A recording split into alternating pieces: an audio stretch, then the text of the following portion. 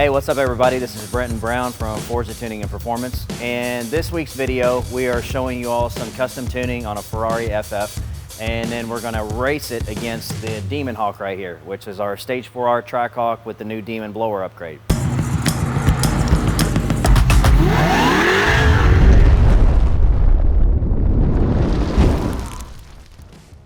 So what we're going to do is we're going to obviously start off with baseline runs on the Ferrari. We're going to get the car up to operating temperature. That way we have realistic results, not the car being cold or anything like that. And also, it's not good to dyno a car when the engine oil is not up to operating temperature. You could damage the engine. Obviously, we don't want to do that on a car like this, or any car for that matter.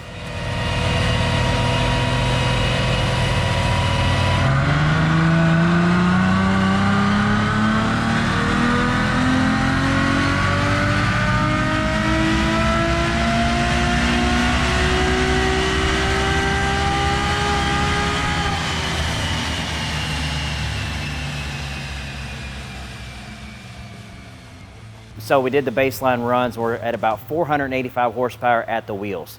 So the car specs out at 650 horsepower at the crank, and we got 485 at the wheels on our Mustang dyno. So we're just going to use that 485 number as the baseline, and what we're going to pay attention to is how much we gain from the actual tuning.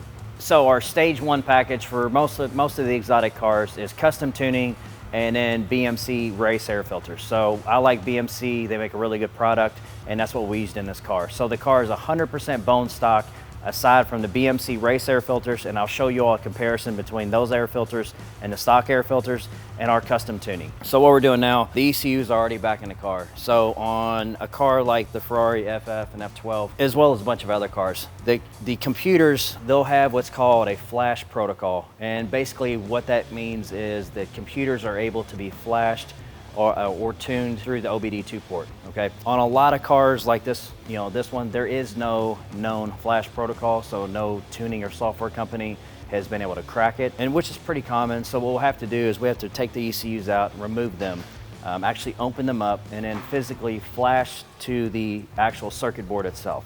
So the ECUs have to come out. In this car, luckily, they're very easy.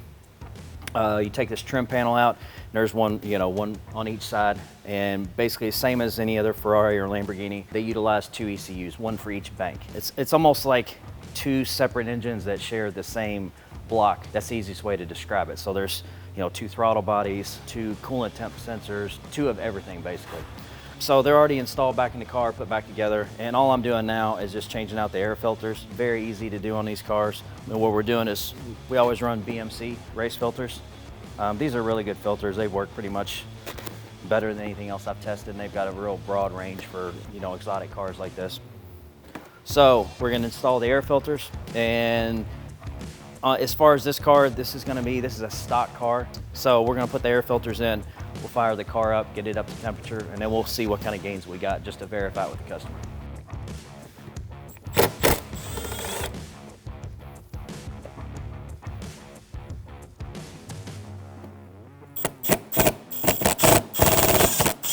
So on a lot of cars like this, if they go to the dealer, a lot of times these little screws get lost.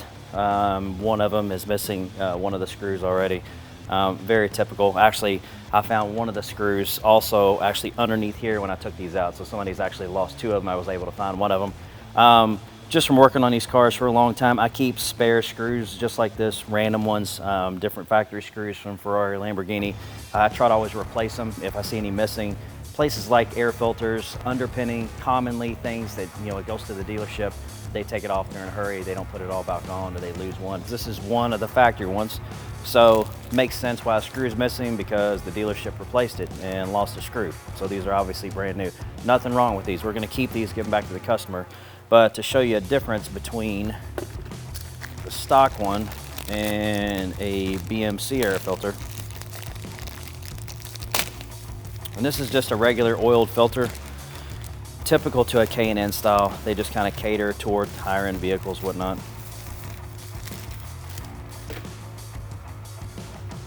So you can't really see this on camera, but if you ever have one of these in your hand, you can shine this up to a light and very visibly see through it, where this you cannot.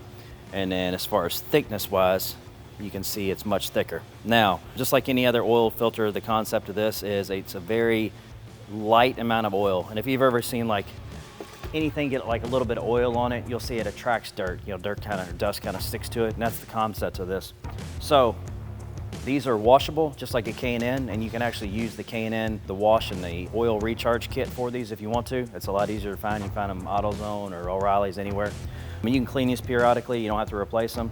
So once you absorb the upfront cost, these are generally a couple $100. You'll never have to buy them again, you just clean them. One thing that is very important, okay, on this car, as well as a lot of other cars, you'll see the sensor right here in the intake tube. This is the mass airflow sensor, okay? Any car that is running a mass airflow, that's what's used to monitor your meter the air coming into the engine. This directly affects fuel trim compensations. And basically what it is, it's a very small wire, kind of like a small guitar string. When you turn the car on, it supplies a certain amount of voltage to the wire, and that heats the wire to a certain temperature, a predetermined temperature by the computer. It knows what the ambient air temperature is outside, and it knows that whatever the temperature of the wire that is heating up. And it basically monitors how much voltage it has to apply to that small wire to maintain that temperature. And it's having to supply X amount of voltage to this wire to keep it to that constant temperature. That's how it calculates. It goes through an algorithm, and it basically calculates how much air is going through the tube. And then, you know, the O2 sensors on the downstream read air-fuel ratio, and that's how you get fuel control, okay? The reason I'm explaining this is because this works incredibly well, okay? It's very accurate, but the small wire, okay, that is being heated up can get contaminated and dirty very easy. And when I say contaminated, this isn't anything that you can see with your naked eye, okay? It's gonna be like microscope or not visible at all. So since we're using an oiled filter here, there are going to be small oil molecules inevitably that get sucked through and go through the mass airflow sensor. So after a while, the oil vapor can get coated on the wire. You'll never see it. So if you're using an oil filter, there's nothing wrong with that, but two things. You want to make sure that when you clean and re-oil it, that you use the oil very sparingly, okay? It doesn't take very much oil at all to capture dust or debris. Just the most thinnest amount of film will do it. Say you clean it and you oil it and you think you got too much. If you have access to an air compressor, you can simply just, you know, kind of blow some air, blow the excess oil out of the filter. And then periodically what you can do is very easy if you've got, you know, simple hand tools and you're not afraid to tackle something like this, or you can have your technician do it for very cheap. It's very little labor. They actually make specific mass airflow cleaner in an aerosol can. You can buy it at the auto parts store. Most any garage will have it. And what I suggest a lot of times is taking this mass airflow sensor, and it's just like kind of like electrical contact cleaner. It's clear, it evaporates very quickly, and you can put the little red nozzle on it, you can spray the wire, and it dries almost instantly. That will clean any of the oil residue or any other contaminants off the mass airflow sensor. You can do this on any car. It doesn't have to be a car with an oiled filter. You know, if you've got very many miles on a car, especially if you've kind of waited a little bit too long to change your air filters, you'll probably notice an improvement in the way the car drives and gas mileage if you just do this one simple thing, and it's very cheap. You can get a can of cleaner for probably 10 bucks, and you can clean this sensor God knows how many times with that. These V12 engines, they breathe a lot of air, and you know, these air filters actually do help. The stock air filter, they're really good, but you know, any of the manufacturers, their main goal is the longest service life or service interval possible, you know, so that's their main kind of goal, not so much, you know, getting as much performance as possible, even on a car this caliber. So this is a simple mod that you can do. And honestly, if you're not tuning the vehicle, if it's just a stock calibration, I probably wouldn't even spend the money on these, to be honest with you. But if you are, you know, looking for the maximum amount of power and you've got the car tuned and you've got everything optimal for that, I think it's a good, you know, way to spend the money to maximize.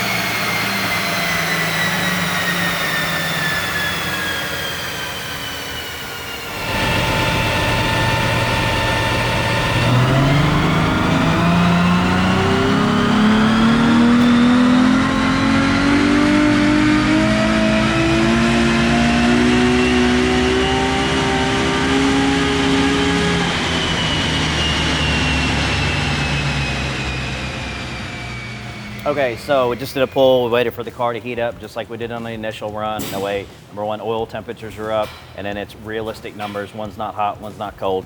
So the initial pull was 485 to the wheels, and now we're at 570 to the wheels. So some naturally aspirated platforms really probably not the best for cost for what you get out of it. For instance, let's just say if we tune like a 458 Italia, you're gonna get 25, 30 horsepower at the wheels, nothing crazy. A lot of times on a naturally aspirated car, you're just not gonna have the potential for gains like you are on a factory supercharged or twin turbo car. But on this particular Ferrari, the FF and F12 platform, it's got a naturally aspirated V12 engine, and honestly, they gain a good amount of power just from tuning alone with no other mods. As you can see, we picked up 85 horsepower over stock with simply a tune and BMC race filters. The rest of the car is 100% stock. Same dyno, we never even unstrapped the car, we just did everything. So, as you can see, this would be probably a good candidate to get maybe a lot of, you get a lot for what you pay for as far as tuning wise on this platform. So what we're gonna do now is, we've got the DEMONHAWK out there, which is the Trackhawk with the Demon blower. It's all fully street tuned and everything. Now we've got this stock Ferrari FF that has been tuned with race air filters, and we're just gonna line them up and race the two down the back road.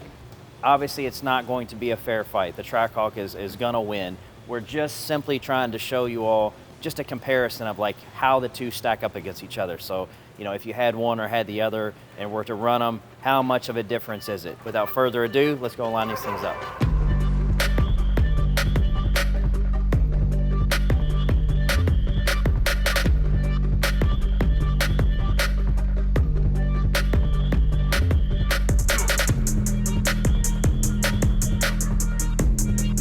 I know I'm gonna lose, but I mean, I think this thing has a chance compared to a supercharged vehicle to a naturally aspirated. It's a V12, but still, I think it'll put up a nice fight. We'll see.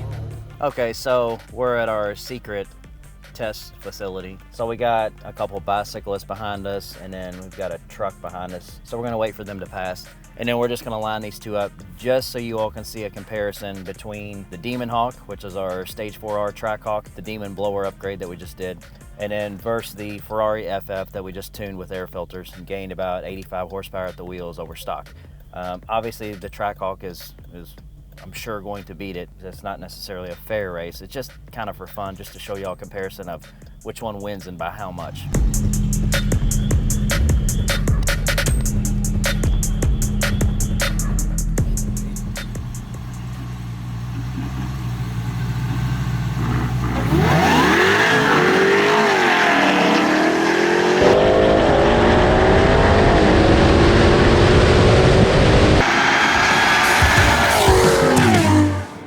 So that was from a dead stop. Neither one of us, there's no launch control, anything like that. I mean, I probably had my foot on the brake and maybe 1,500 RPM. He said he did about the same thing. He even turned his air conditioning off, which I didn't do. It's hot out here. He said he didn't spin at all. So, when we did this Trackhawk versus the AMG, it really wasn't fair because it's all-wheel drive, and the AMG had a ton of spin down low. So when we did the roll race, obviously it was a more fair race. So he wasn't spinning at all. So I'm not really sure, a roll. He said this thing kept pulling the entire time. And the GoPro's on the Ferrari last time, so I'm sure we can see that on the video. I'm not really sure. I mean, there's no way that's gonna beat this, so we're just doing it for fun, just to see kind of like how bad this beats it. Everybody already knows what's gonna win.